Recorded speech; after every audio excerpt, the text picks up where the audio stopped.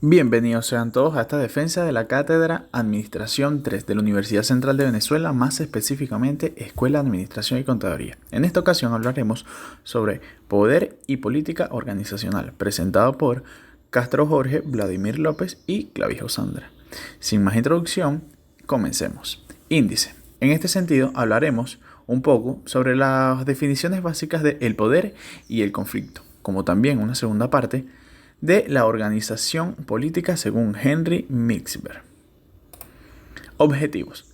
Definir y explicar los conceptos básicos referentes al poder, política y conflictos organizacionales, citando a diversos autores expertos en la materia. Ejemplificar cada una de las teorías planteadas por dichos autores y por último analizar y determinar la naturaleza del conflicto, del uso del poder y de las tácticas políticas para controlar y reducir el conflicto entre los grupos. Ahora bien, hablemos un poco antes de definir estos términos de lo que es el poder y el conflicto. La palabra clave aquí es la interacción. De la interrelación y la comunicación de las personas que hacen vida en una organización, en un mundo ideal, ¿verdad? Nosotros pensaríamos que solo nacen beneficios, pero esta no es la realidad. La realidad es que también nacen problemas y conflictos. Y también la necesidad, con ello, de crear poderes y políticas. Dicho esto, algunas de las causantes de los conflictos son las diversas opiniones y valores por parte de los integrantes, los diferentes objetivos ajenos a los objetivos de la entidad y el acceso diferencial a información y recursos. Por ello, tanto los grupos como las personas utilizan el poder y las actividades políticas para resolver estas diferencias y mitigar lo menos posible el daño inevitable que causan estos conflictos. Ahora bien, ¿el conflicto realmente es malo o negativo para la organización? Como grupo pensamos que no, debido a que dicho conflicto desafía el status quo. Esto quiere decir que te obliga a evolucionar, genera nuevas ideas y te permite realizar cambios necesarios para la organización. Mencionemos algunas definiciones según autores de lo que es el poder. Antes de hacer esto más extenso y tedioso, tómate 2 minuticos de tu tiempo, pausa el video y lee las definiciones que te dejo a continuación. Posteriormente, te ayudaré a descifrar esas características más importantes, diferencias y resaltar algunas ideas que son realmente importantes sobre estas definiciones. Ahora bien, si te tomaste tus 2 minutos y ya estás acá, supongo que te diste cuenta de algunas características que explicaremos a continuación. Veamos el poder como una fuerza intangible, que si bien no se puede ver, se pueden sentir sus efectos dentro de la entidad. Dahl, en 1957, nos plantea una idea la cual es la esencia de las definiciones posteriores que se dan sobre el poder. Nos dice que A tiene capacidad sobre B siempre y cuando pueda lograr que B haga algo que por sí solo no haría. O sea, la capacidad de influir en su comportamiento. Chavenato, siguiendo esta idea, nos dice que es la capacidad de influir y controlar tanto las decisiones como las acciones de un individuo. Richard Hall, en su definición, nos indica que también es la capacidad de influir el comportamiento para llegar a un objetivo. Pero aquí una idea importante, que no es cualquier objetivo, sino es el objetivo de la persona que aplica el poder, no el objetivo, no un objetivo general ni el objetivo de la persona que realiza la acción. Ahora, algo más interesante, un punto más interesante es el de Max Weber, que nos habla de imponer en mi propia voluntad. Esto no quiere decir que es la capacidad de generar obediencia, no importa en qué términos. O sea, acatar una voluntad en base a un mandato. O sea, no importan los intereses de la persona que está recibiendo en sí las órdenes o el poder. Y es algo, ¿verdad?, que discrepa totalmente con lo que dice Hannah Arendt, que es una de las filósofas más importantes del siglo XX, que nos indica, o su enfoque es sobre verlo como la capacidad de organización que bien resulta no de la obediencia, sino de la cooperación de los individuos. Y es una característica o una definición que nos gusta bastante como grupo y resalta las facultades humanas, la capacidad de comunicarnos y organizarnos de manera más sana, por así decirlo, en base a un mandato. Y ahora tú, que estás viendo este video, ¿cuál crees de estos enfoques, cuál crees que sea el que más te conviene o el que más le conviene a una organización? Pudimos ver en láminas anteriores, la palabra clave aquí sería la influencia o la capacidad de influir. De dicha influencia nace tanto la figura de líder como los liderados. Hay muchas maneras de llevar a cabo esta influencia, o muchas formas, y dos de ellas específicamente confundimos mucho. Y es a lo que vamos ahora a explicar lo que es la autoridad versus el poder. En sí, la autoridad es una forma de poder donde la aprobación es voluntaria. ¿Qué quiere decir esto? Que se requiere de un sistema de valores comunes entre los miembros de una organización y que dicha autoridad la confiere las posiciones organizacionales. Esto quiere decir que la autoridad te la da tu posición en el organigrama y no te la dan las características propias con las que cuentas. Ahora bien, como segunda característica de la autoridad, los subordinados aceptan esta autoridad. Quiere decir que aceptan el derecho del líder a ejercer dicha autoridad sobre ellos.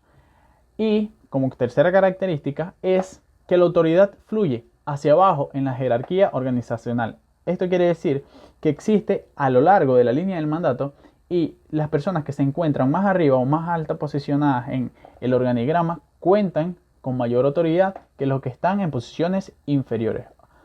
Como podemos ver, en láminas anteriores, el poder, por su parte, involucra fuerza o mandato.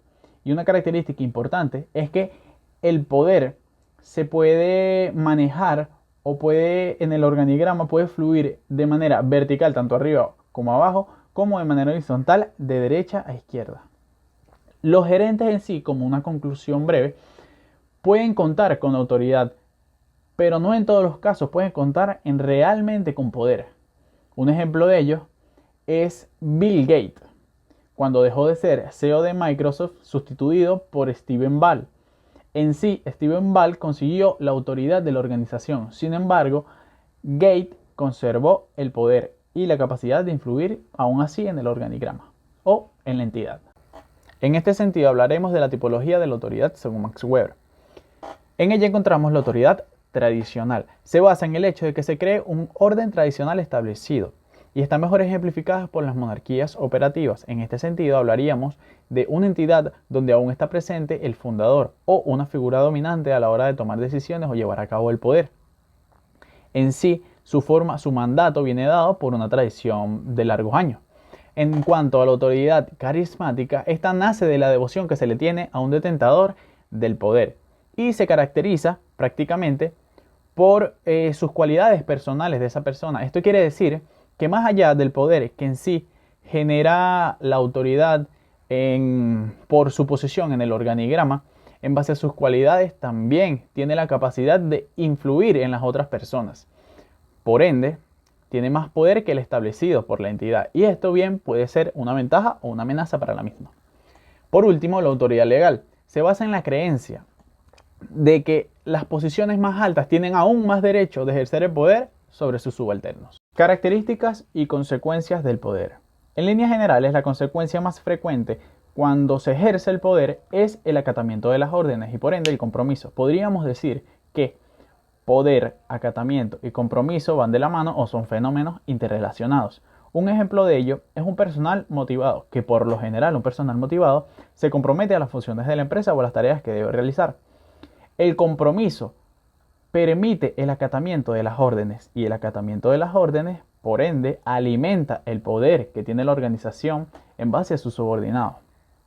Ahora, hablemos sobre la conformidad. La conformidad es un enfoque dado por Warren en 1968, donde a diferencia del acatamiento, los subordinados simplemente cumplen sus labores bajo una postura de conformidad. Simplemente aceptan las tareas sin internalizar las normas en base a una postura de conformidad, como ya lo habíamos dicho. Ahora bien, la percepción de la autoridad. Peabody en 1962 dice que el mismo acto de poder puede ser percibido por su contraparte de maneras distintas, ya sea por su legitimidad, por la posición que ocupa la persona, por su competencia, entre otros factores que afectan. ¿Qué quiere decir esto? Ustedes dirán, pero si el subordinado o el influenciado cumple con las tareas, ¿qué va a importar el enfoque, verdad? Con que él haya percibido este mandato o este poder. Tiene mucho sentido, sí, pero una percepción distinta o incorrecta por parte del influenciado puede ser una barrera. Esto quiere decir que si el que dicta el poder lo hace de una manera incorrecta, puede ocurrir que no se cumplan obviamente las tareas o no se llegue al objetivo. Ahora, el poder y la participación. Si el subordinado participa en el poder o en los procesos decisorios, eso significa menor poder para el gerente. Rosner y otros en 1973 encontraron que la mayoría de la participación de los trabajadores no reducía la influencia del administrador. En este sentido, más bien generaba más influencia personal, confianza y responsabilidad por parte de los influenciados. Y por último, poder y comunicación. El poder supone más que solo controlar a un subordinado o a un influenciado. Julián, en 1966, muestra que el sistema de comunicaciones es vital para la implementación de poder y que éste se ve modificado según el poder o la forma en que lo implementemos. Un ejemplo de ello es cuando se implementa un poder positivo, que lo explicaremos en láminas más adelante. La comunicación tiende a ser más normativa y en ocasiones informal. Y cuando el poder es experto, cuando queremos decir que el poder es experto, es que el influenciado modifica su conducta en base a que el influenciador sabe más que él. Por ende, la comunicación suele ser más intelectual. Cuando el poder es experto, esto quiere decir que la comunicación se va a dar en un ámbito más profesional o una comunicación más intelectual, ya que entre el influenciador y el influenciado hay una característica donde modifica el influenciado su comportamiento porque el influenciador sabe más o conoce más sobre el tema. Todo individuo dentro de una organización tiene cierto poder y lo puede ejercer de forma vertical o horizontal. En sí, hablaremos entonces de las fuentes u orígenes del poder vertical. En base a su posición formal, entendemos que los altos directivos establecen metas, toman decisiones y dirigen actividades. Sin embargo, para evitar organizaciones muy controladas y poco eficaces, por lo general, estos delegan actividades o cierto poder a niveles medios, lo cual genera en ellos cierto poder, tanto a gerentes como a individuos de niveles medios, lo que permite más productividad a la entidad. Por otro lado, el contacto, si lo vemos desde una posición de subordinado, el contacto con personas de nivel superior permite o también puede ser una fuente de poder debido al acceso a personas poderosas y el desarrollo de una relación o una unión que proporciona una base sólida de influencia. Un ejemplo de esto es la asistente de un presidente, por así decirlo, que en sí, por estar en contacto con el presidente o la persona más importante de la organización, puede tener más influencia que un gerente.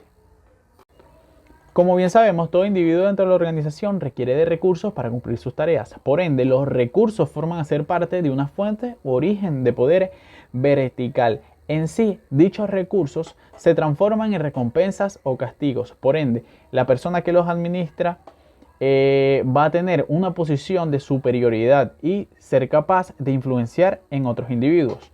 La asignación de recursos, entonces, o en conclusión, crea una relación de dependencia. Los participantes de un nivel inferior dependen de esta alta gerencia para que les asignen recursos financieros y físicos necesarios para el desempeño de sus labores. La información. En algún punto de nuestra vida habremos escuchado que la información es poder, y esto también es aplicable para estas fuentes de poder, porque los gerentes reconocen que la información es un recurso netamente importante y que al controlar la información que se recaba, cómo se interpreta y cómo se comparte, esta puede influir en la toma de decisiones organizacionales.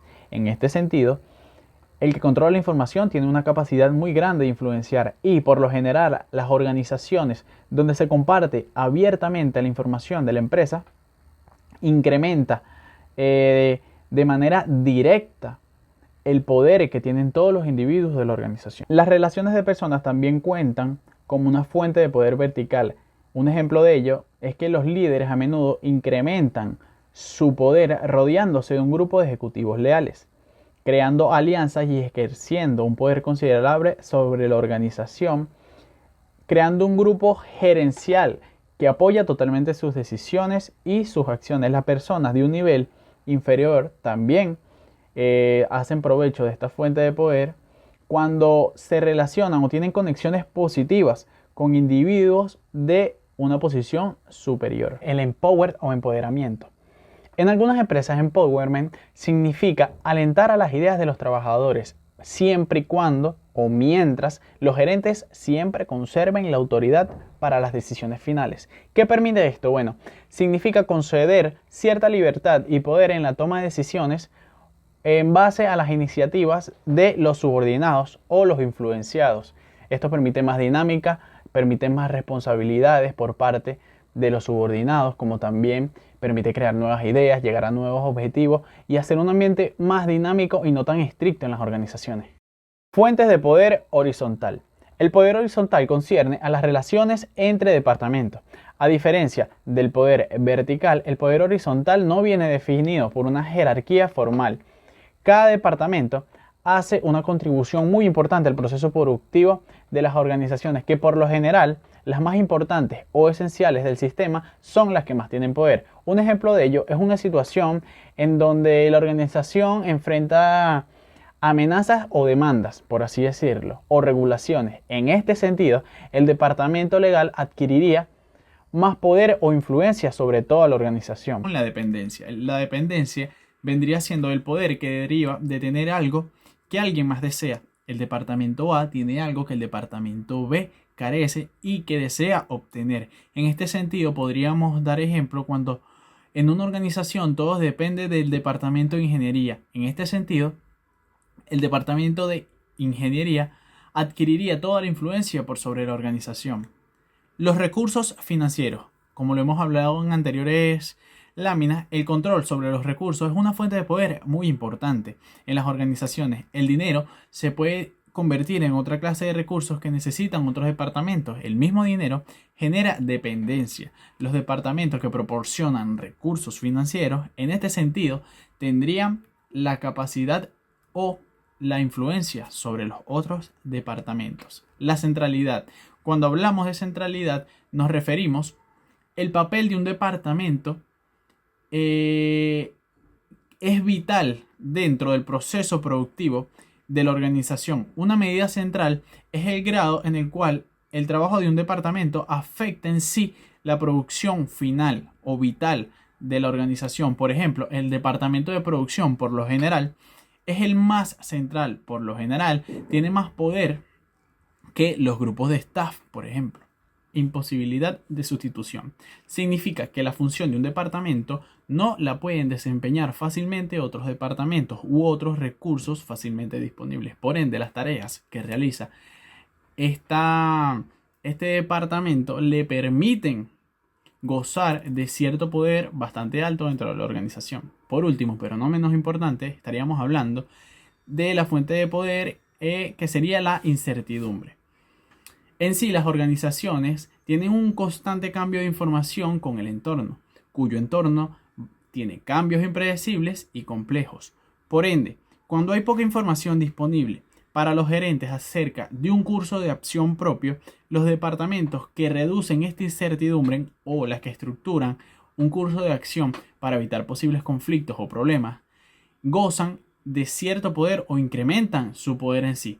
Un ejemplo de ello es cuando el personal de investigación de mercados, por ejemplo, predice cambios en las demandas de un producto que nos permite crear estrategias efectivas para sacar beneficios de dicho cambio. Por ende, adquiere poder, importancia y prestigio dentro de la organización. De los tipos de poderes más comunes o la tipología del poder, encontramos el poder coercitivo, donde el individuo realiza las tareas o los objetivos por temor a las consecuencias negativas de no cumplir con dicho objetivo, ya sea despedir, suspender o degradar a un personal. En sí, esta aplica sanciones, imposiciones o castigos. El poder recompensa es todo lo contrario al poder coercitivo, debido a que el cumplimiento de las tareas te permite o te da una recompensa, ya sea dinero o ascenso. En este sentido, podríamos ver que la motivación es igual a un beneficio. El poder legítimo, ya lo hemos comentado anteriormente, que es el que otorga la jerarquía formal de una organización, en sí el que esté estipulado en el organigrama.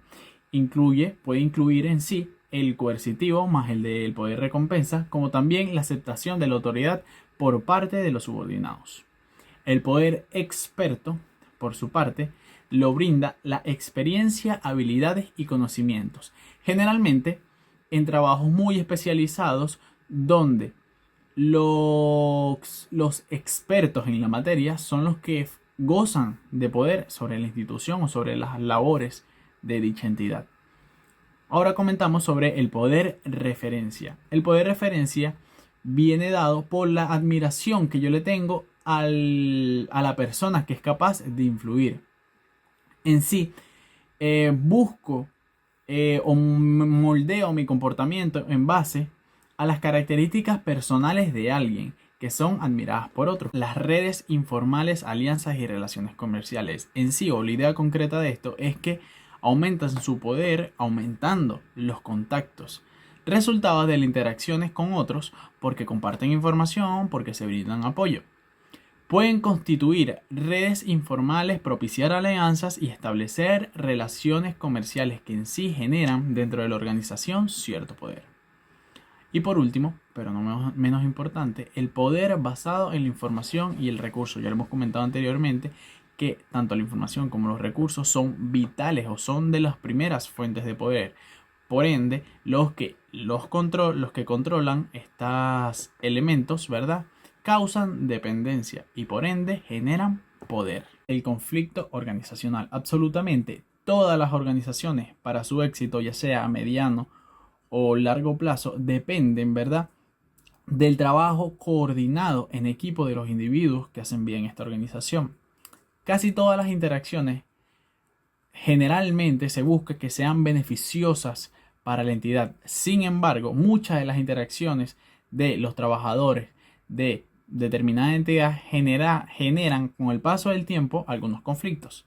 El hecho de que este conflicto sea beneficioso o sea negativo para la empresa dependerá en gran medida de las estrategias que utilicen los administradores. Kovalip la define del siguiente modo: el conflicto constituye una contradicción surgida entre las personas en relación a una u otras cuestiones de la vida social o personal, caracterizada por el antagonismo. Si debemos describirla en dos palabras, podríamos decir que es un proceso de oposición y confrontación, donde las partes ejercen para su beneficio propio o para conseguir sus objetivos cierto poder sobre otras partes u otros entes dentro de la organización.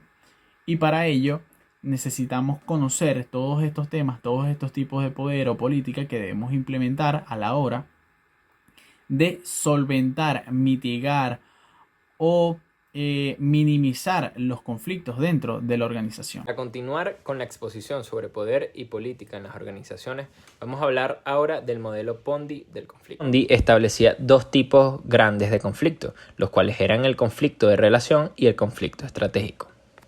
El conflicto de relación es aquel que no altera la estructura organizativa, las relaciones de la autoridad, distribución de recursos o las responsabilidades funcionales, sino que afecta la fluidez y la eficacia a nivel relacional. Mientras que el conflicto estratégico se crea deliberadamente con el objetivo de afectar la estructura organizativa, es decir, para obligar a la organización a redistribuir la autoridad, los recursos o las responsabilidades funcionales. Establecía que hay 5 etapas del conflicto, las cuales son la etapa 1, el conflicto latente; la etapa 2, conflicto percibido; la etapa 3, conflicto sentido; la etapa 4, conflicto manifiesto; y la etapa 5, las secuelas del conflicto. Conflictos latentes: no existe aún un conflicto, sin embargo está el potencial para que este mismo se produzca. Se encuentra de manera latente debido a la manera en la que la organización está operando.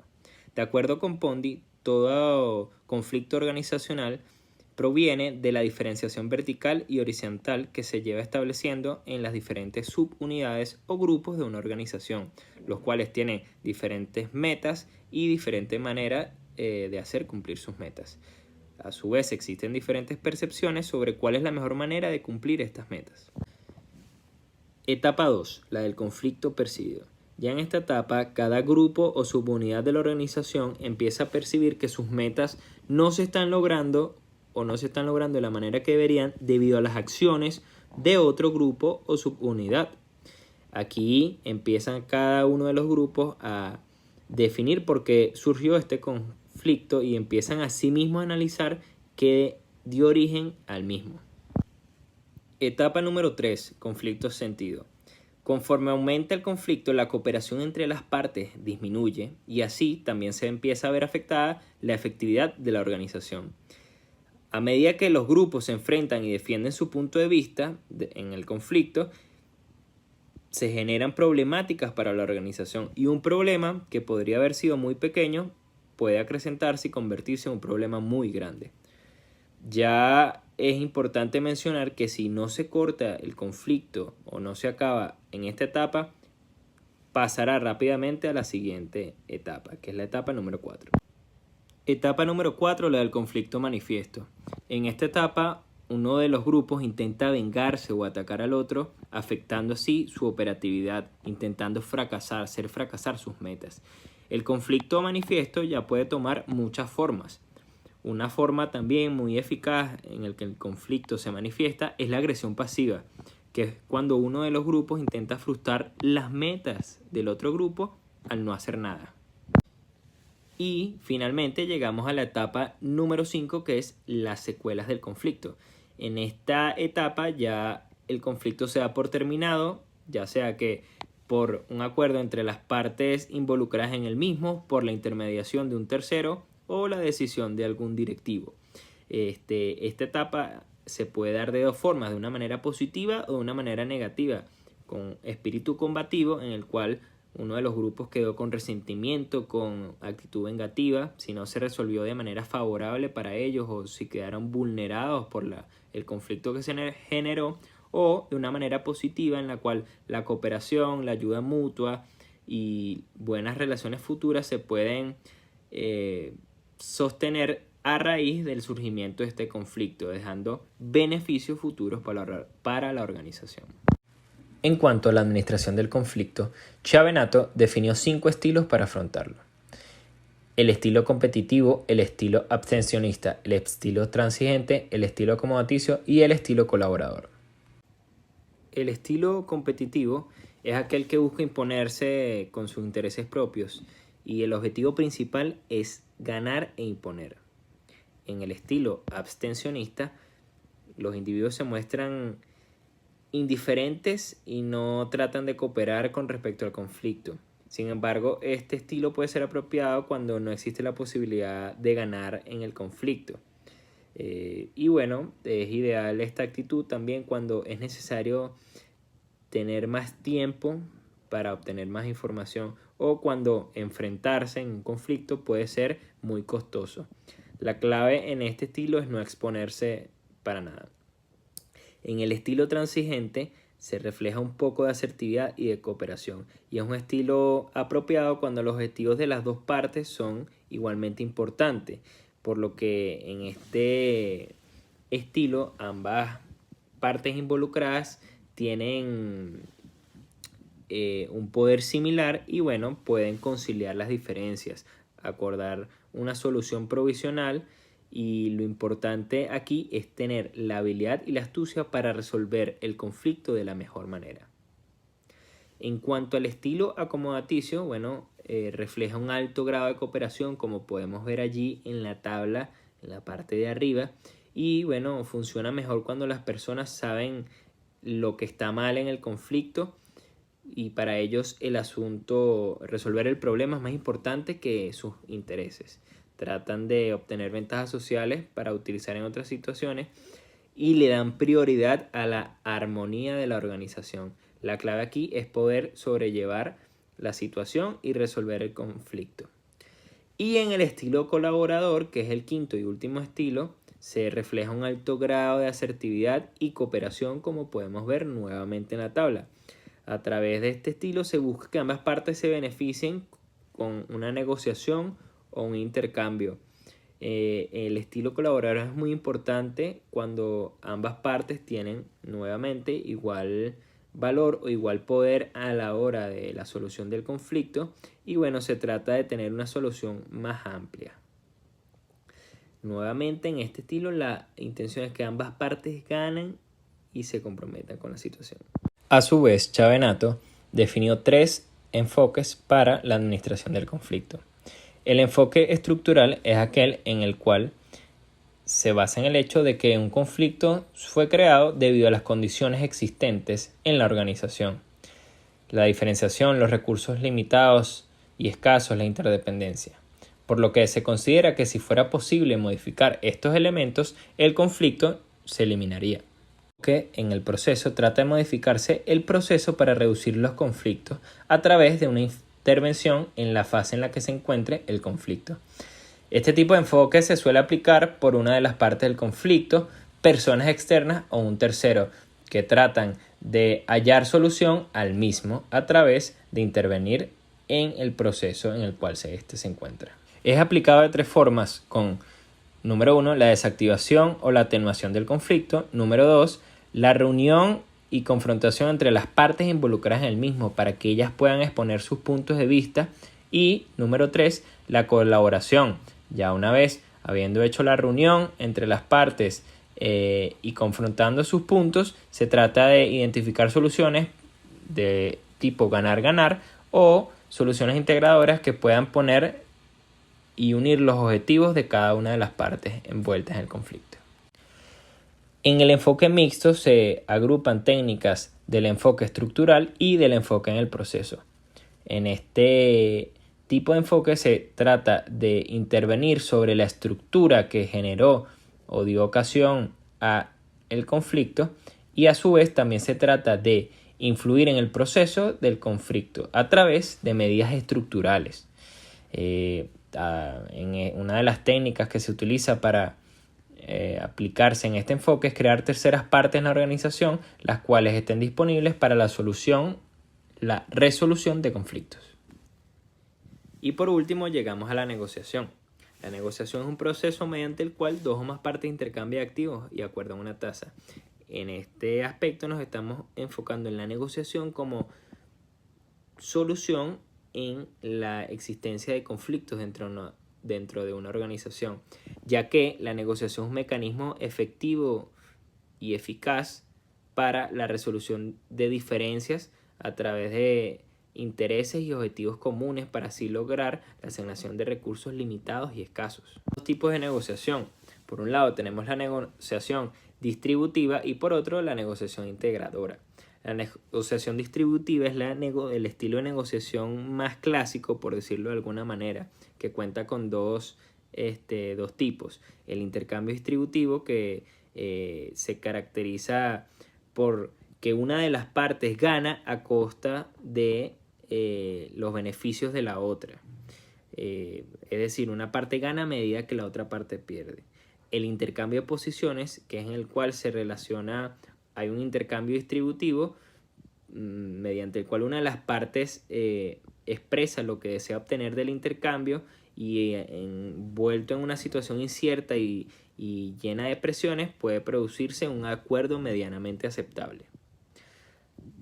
Si bien nos vamos a la negociación integradora, que es un estilo de negociación más moderno, ya que intenta integrar los deseos y aspiraciones de ambas partes involucradas en la organización, y bueno, se se plantean varias opciones que pueden generar soluciones del tipo ganar-ganar en la que ambos se beneficien.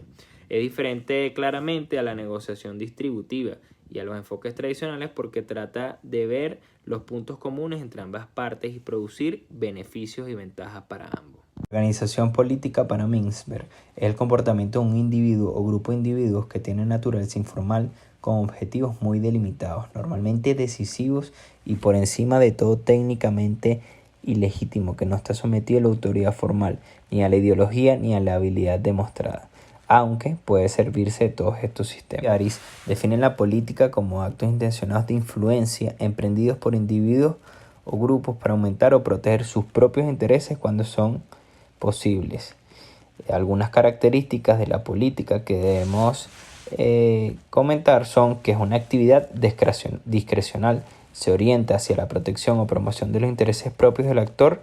La conducta política implica conflicto de intereses dentro de la organización y a su vez implica actividades relacionadas con la adquisición, desarrollo y uso del poder. Un gráfico de la organización política y su funcionamiento en el que vemos que tiende a la desunión. Todas las partes impulsan hacia la desunión ya que están jugando por sus propios intereses políticos y están afectando de manera negativa a la cohesión de la organización en sí. Vamos ahora con los 13 juegos políticos de las organizaciones según Mintzberg. Empezamos por el juego de la insurrección, un juego de rebeldía que tiene por objetivo resistir a la autoridad. Este juego busca generar un cambio dentro de la organización. Juego de la contrainsurrección, que es la respuesta lógica al juego anterior, en el cual las autoridades o las personas con un poder legítimo dentro de la organización tratan de frenar la rebeldía que se suscitó por parte de un grupo de personas. Algunas de las acciones que podemos encontrar dentro de este juego son la aplicación de castigos a las personas rebeldes o la exposición abierta de las personas que están participando de actos de rebeldía. Juego del patrocinio, en el cual un miembro de la organización busca tener acercamiento hacia un miembro de mayor rango para así generar un beneficio futuro, ya que esta persona, este individuo que está por encima de él, le corresponderá su lealtad a través de una serie de beneficios. Juego de la construcción de alianzas, el cual es un contrato implícito que se celebra entre personas del mismo nivel de autoridad dentro de la organización para ambos beneficiarse de la alianza generada entre ellos. Tenemos luego la construcción de imperios, el juego de la construcción de imperios, el cual es un juego individual en el cual un gerente busca crecer su poder de su influencia y su poder entre sus subordinados para así aumentar su área de acción y su base de poder. Juego presupuestario, que busca incrementar la influencia o el poder a través de adquirir más recursos dentro de la organización de los que ya maneja. Juego de habilidad. En este juego las personas con habilidades se aprovechan de ellas para ejercer mayor influencia dentro de la organización, ya sea con habilidades calificadas o fingiendo alguna habilidad. Juego de mando, un juego en el cual una autoridad legítima hace uso de su poder de manera ilegítima sobre sus subordinados para su propio beneficio. Juego para vencer a los rivales. En este juego realmente no hay un planteamiento estratégico más allá que el de hacer fracasar a los enemigos internos para mejorar la posición propia dentro de la organización. Tenemos el juego de los directivos intermedios versus el personal especializado, un conflicto clásico que se da entre las organizaciones en el cual los directivos empiezan a tener diferencias con el personal especializado que busca a través de sus habilidades y su capacitación hacer valer sus opiniones o sus deseos sobre los gerentes, los cuales también tienen un poder debido a su posición administrativa dentro de la organización. Juego entre grupos rivales, que es cuando dos alianzas o dos imperios se confrontan entre sí debido a una situación. Juego para influenciar a los cambios en la organización, El objetivo de este tipo de juegos es dar un cambio estructural dentro de la organización y en el proceso de toma de decisiones. El juego de los proyectos estratégicos es un juego en el cual un grupo de personas intenta que se produzca un cambio estratégico dentro de la organización. Juego El Delator es un juego que se genera cuando un agente con información privilegiada intenta influir y crear un cambio de actuación dentro de la información. Para ello acude la coalición externa cuestionando el poder legítimo y buscando apoyo. Y por último tenemos el juego de los jóvenes rebeldes, que es cuando miembros de un grupo de miembros de alguna organización intenta cambiar el status quo, las bases ya establecidas, las reglas, los paradigmas de una organización, mostrándose de manera rebelde ante la autoridad ya establecida. Las formas de la organización política son 4. La primera de ellas es la confrontación, caracterizada por un conflicto el cual es intenso, confinado y breve. El conflicto puede ser intenso, pero es a la vez contenido, enfocándose en 2 partes. Es típica de esta forma la situación de desplazo en la que, por ejemplo, un accionista externo intenta, arrebatándoselo a la administración, obtener el control de una corporación de sistema cerrado. La segunda forma de la organización política es la alianza débil, caracterizada por un conflicto el cual es moderado, confinado y duradero. Surge cuando 2 o más sistemas superiores de influencia o centros de poder han de coexistir en equilibrio. Por ejemplo, la orquesta sinfónica, por lo general, ha de combinar la fuerte autoridad personal del director, es decir, una orientación empresarial, con la experiencia extensiva de los músicos, que es una orientación profesional. Sin importar cuán incómoda puede ser, los expertos nunca están felices frente a una autoridad fuerte, es una alianza que es necesaria. En nuestros días es común la organización profesional que opera en el sector público y que de algún modo tiene que mantener una alianza entre expertos y representantes del gobierno. Un grupo ejerciendo presión hacia arriba para lograr autonomía profesional y el otro ejerciéndola hacia abajo para lograr control tecnocrático. La tercera forma de la organización política es la organización politizada, caracterizada por un conflicto el cual es moderado, extendido y duradero. Ella está caracterizada por un conflicto moderado que se extiende por todo el sistema de poder. Esto parece describir varias de las más grandes organizaciones de hoy en día, en especial aquellas del sector público cuyos mandatos son visibles y controvertidos. Por ejemplo, muchas entidades reguladoras y algunos servicios públicos. Aquí está la protección del Estado o el poder monopólico, lo cual sostiene a las organizaciones en que existe el conflicto. Al parecer, esta forma es cada vez más común también en el sector privado, entre algunas de las más grandes corporaciones que son capaces de sostener las ineficiencias del conflicto por medio de su poder de mercado y algunas veces mediante su habilidad para obtener a sí mismo apoyo del gobierno. La cuarta forma de la organización política es la arena política completa, caracterizada por un conflicto el cual es intenso, extendido y breve. En esta forma, las personas influyentes externas no están de acuerdo entre ellos mismos. Intentan formar alianzas con algunos individuos de adentro, a la par que chocan con otros. Asimismo, las actividades internas son conflictivas, permeadas por juegos políticos divisorios. La autoridad, la ideología y la experiencia están todas subordinadas al juego del poder político. Una organización de tal modo politizada no puede perseguir meta alguna con total consistencia. En el mejor de los casos, a lo largo del tiempo, atiende a una serie de metas de manera inconsistente. Y en el peor de los casos, consume toda su energía en disputas y jamás logra nada. Influyente o grupo influyente que detenta el poder para reordenar el sistema básico de poder. Por ejemplo, un grupo de propietarios del exterior puede tratar de consolidar su poder sobre una firma empresarial que acaban de comprar, o un grupo de expertos de dentro, hasta el momento sin influencia, puede tratar de explotar una tecnología nueva y necesaria para incrementar su propio poder, exigiendo puestos en los comités administrativos clave. En el impulso, Puede que haya cambiado alguna condición fundamental de la organización llevando a nuevas exigencias de influencia, o el orden de poder establecido puede haberse debilitado por propio acuerdo, cuando un vacío de poder que otros influyentes tratan de llenar. Ejemplo, cuando un jefe autocrático de una configuración empresarial cae gravemente enfermo y se da esta condición. Desarrollo. Sería la segunda etapa y se da cuando presiones amenazan el orden de poder existente, si es que lo hay, si no producen amenazas entre los diferentes grupos que compiten por influir cuando hay un vacío de poder, como es la amenaza, la que lleva al conflicto. La rápida resolución del mismo puede evitar la politización, como cuando un cambio de poder en lo alto de la jerarquía se ha retrasado mucho y por tanto se le apoya ampliamente.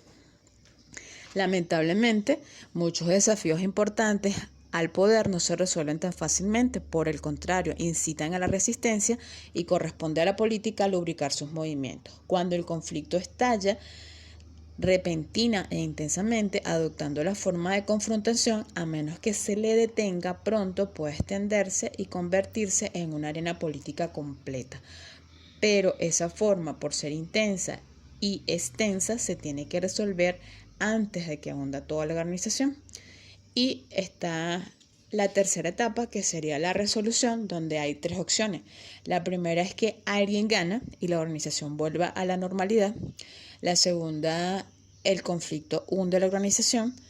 La tercera, el conflicto continúa pero en forma moderada y la organización sobrevive. Cuando un conflicto muy extendido de la arena política completa se calma, cuando los influyentes retroceden para dejar que la organización sobreviva, se produce un empate. Los dos bandos saben que tienen que moderarse para que sobreviva la organización y se produce un pacto implícito y se tolera. Desde luego que no existe una cosa tal como la resolución verdadera y final de un conflicto. En cualquier organización, hasta en las estables, puede estallar un conflicto en cualquier momento. Incluso la burocracia más formalizada, el empresario más seguro, la ideología más afincada puede ser amenazada, bien sea arbitrariamente por algunos grupos que buscan el poder o porque al cambiar las condiciones se ha socavado su base de poder. La política en las configuraciones convencionales. La primera de ellas es la configuración empresarial. Experimentan un mínimo de política, ya que un individuo poderoso supervisa de cerca todas las actividades. Entonces los juegos políticos están claramente desfavorecidos, especialmente los que no pueden coexistir con la dirección personalizada del director general, por supuesto. Puede tener lugar el patrocinio, pero dado que casi todo esto lo hace el jefe, no es apenas político. Los candidatos estratégicos pueden ser a veces promocionados por el jefe, pero eso tampoco es apenas político. Pueden surgir confrontaciones o alianzas inestables entre el director general y otros influyentes importantes del exterior, o un grupo de progresistas puede amenazar a un jefe vacilante, pero estos juegos son tan incompatibles con la organización empresarial que generalmente la encaminarán hacia una nueva configuración. La configuración maquinal y diversificada posee fuertes sistemas de autoridad formal que deberían desalentar la actividad política. La estructura maquinal y diversificada, al introducir marcadas divisiones del trabajo, centran la atención en la unidad individual y de esta forma fomentan la estrechez de miras y los esfuerzos para aumentar las bases limitadas de poder. Los juegos que amenazan la autoridad formal también pueden aparecer periódicamente para corregir las deficiencias del sistema de autoridad formal, especialmente en las formas de estas configuraciones que tienen un sistema cerrado, donde la autoridad no está limitada por influencias externas. Papel funcional de la política en las organizaciones. La política como sistema de influencia puede actuar en sentido darwiniano, asegurando que los miembros más fuertes de la organización sean conducidos a posiciones de liderazgo. La autoridad prefiere una sola cadena de mando, líderes débiles pueden suprimir subordinados fuertes. La política puede generar canales alternos de información y promoción, como cuando el juego del patrocinio le permite a alguien saltar a un superior débil. La política también puede asegurar que todos los aspectos de cualquier asunto hayan sido discutidos por completo. Otros sistemas de influencia solo pueden promover uno de los aspectos. Al agregar información desde una jerarquía central, el sistema de autoridad tiende a favorecer un solo punto de vista. La mayoría de las veces, el que ya se sabe prefieren arriba. Ocurre lo mismo con el sistema de ideología, pues cualquier asunto es interpretado en términos de la palabra, es decir, del conjunto de creencias prevalecientes. Con respecto al sistema de expertos, con gran asiduidad, la gente se inclina por acudir al experto. A menudo, los expertos se manifiestan reacios a las nuevas ideas, en particular a las que fueron desarrolladas después que ellos recibieron su capacitación. La política, al contrario de los anteriores sistemas, al obligar a los hombres responsables a pelear por aquello de lo que están convencidos es lo adecuado, anima a que una variedad de voces se haga oír respecto a cualquier asunto debido a ataques de sus adversarios. Cada vez se obliga a justificar sus conclusiones en términos del mayor bien. La política también puede estimular un cambio necesario en la organización, bloqueado por los sistemas legítimos de influencia. El sistema de autoridad concentra el poder en las alturas de la jerarquía, a menudo en manos de los responsables del inicio de las estrategias prevalecientes. Contiene también los controles establecidos diseñados para mantener el status quo. Igualmente, el sistema de expertos concentra el poder en manos de los expertos establecidos y de mayor antigüedad, no en los de jóvenes, quienes tal vez posean habilidades más recientes y necesarias. De cara a estas resistencias se encuentra la política, que logra operar como una especie de mano invisible que promueve el cambio. La política también puede facilitar el camino hacia la ejecución de decisiones. Por ejemplo, para que sus decisiones sean aceptadas, los administradores generales se valen con frecuencia de la política, practican el juego de los candidatos estratégicos cuando van a promover propuestas a fin de evitar llegar de cara a la resistencia a sus propuestas, al más riesgoso y más divisorio juego de la contrainsurgencia. Los administradores persuaden, negocian y forman alianzas para facilitar el camino que conduzca a las decisiones que desean tomar. Para la realización de nuestro análisis por el equipo fue Feria Los Altos. Los Altos es una productora que inició operaciones en febrero del año 2019, iniciando sus primeras producciones y sus primeros eventos, organizándole festivales en los Altos Mirandinos a la conocida Movida Food Truck, que en ese momento estaba, por decirlo de alguna forma, en su boom. Posterior a ello, la productora siguió realizando eventos y se empezó a especializar en la realización de ferias de emprendimiento, festivales y conciertos. Con el paso del tiempo, adquirieron gran notoriedad en el área de los Altos Mirandinos, lo cual le valió la realización de varias producciones de gran importancia en esta zona, como son las ciudades de San Antonio de los Altos y Carrizal. Gracias a ello, la organización fue creciendo paulativamente en cuanto a reconocimiento y en cuanto a oportunidades de trabajo para ellos. Luego de esto, empezaron a surgir contratos con diversas alcaldías en los cuales la productora le daba servicios de asesoría y alquiler para la realización de eventos de estos gobiernos municipales. La organización tiene como misión promover actividades de impacto social a través de la realización de eventos innovadores. Su visión es ser una productora con alcance nacional que marque tendencia en el área de eventos y como valores tiene promover el emprendimiento, promover la cultura, la convivencia ciudadana, eventos con un impacto positivo en la sociedad y crear ambientes de esparcimiento para las ciudades. En 4 años han organizado 5 festivales de food trucks, 20 ferias de emprendimiento, 4 conciertos, 2 festivales infantiles, con más de 40.000 personas asistentes a lo largo de sus eventos. El organigrama de la organización es el siguiente.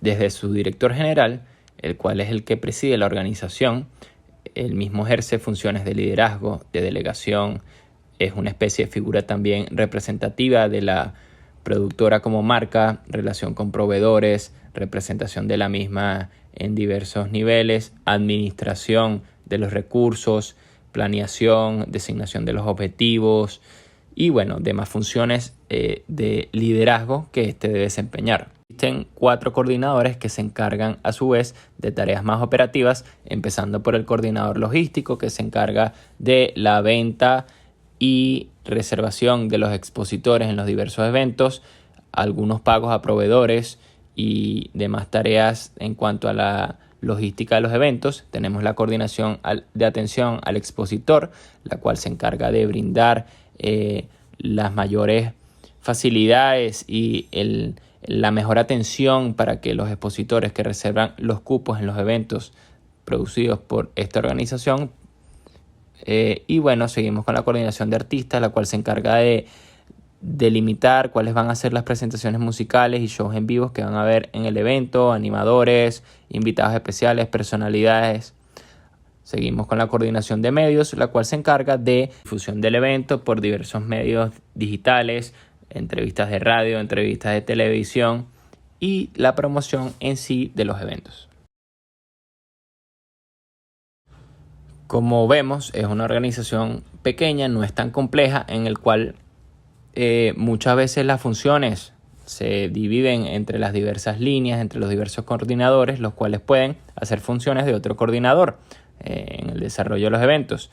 Luego existe otro nivel en el cual es más operativo, donde tenemos a los seguridad, a los electricistas, el equipo de stage y los artistas que se van a presentar.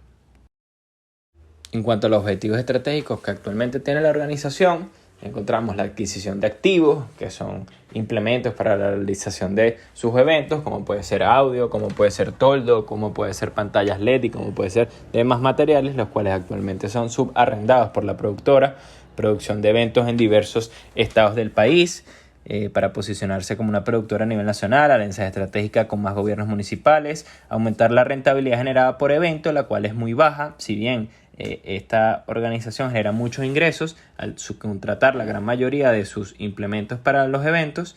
El margen de rentabilidad es poco. Capacitación y profesionalización del equipo, lo cual es algo bastante difícil en este país, en el mundo de los eventos. Posicionamiento de la productora como marca, el cual siempre ha sido uno de los objetivos de la organización y le ha valido un posicionamiento también a nivel de redes sociales que le facilita hoy en día la venta de sus productos y servicios, los cuales en su mayoría están para ferias, patrocinios para marcas en eventos, asesoría para producción de eventos, alquiler de productos para producción de eventos y paquetes para shows en vivo. El mercado en el que opera la productora es sin duda el mundo de los espectáculos y eventos.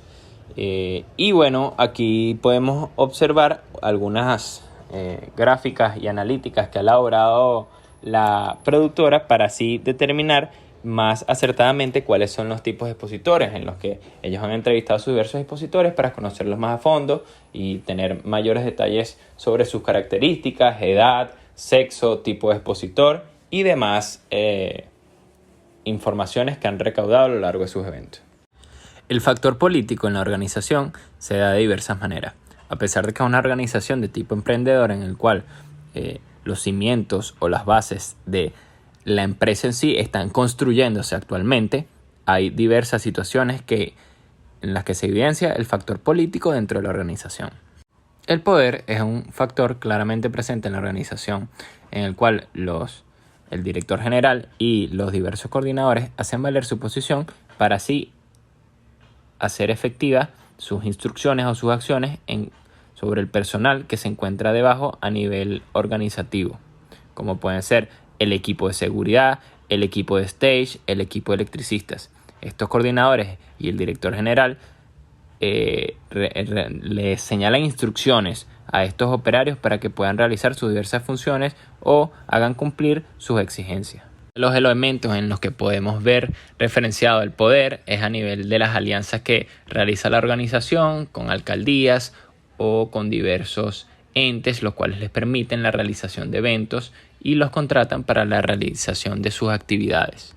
Ámbito indudablemente presente en esta organización, y considero que en todas las organizaciones, sin importar el tamaño que ellas tienen, es la existencia de los juegos políticos que vimos anteriormente en nuestra exposición. Es fácil notar cómo las dinámicas sociales dentro del equipo hacen evidenciar la construcción de subgrupos, como lo que puede permitir la aparición de juegos políticos como el juego de la construcción de alianzas y juego de la construcción de imperios, en la cual grupos o subgrupos de la organización empiezan a aliarse para hacer cumplir sus objetivos comunes y empiezan a tener diferencias con otros subgrupos también dentro de la organización.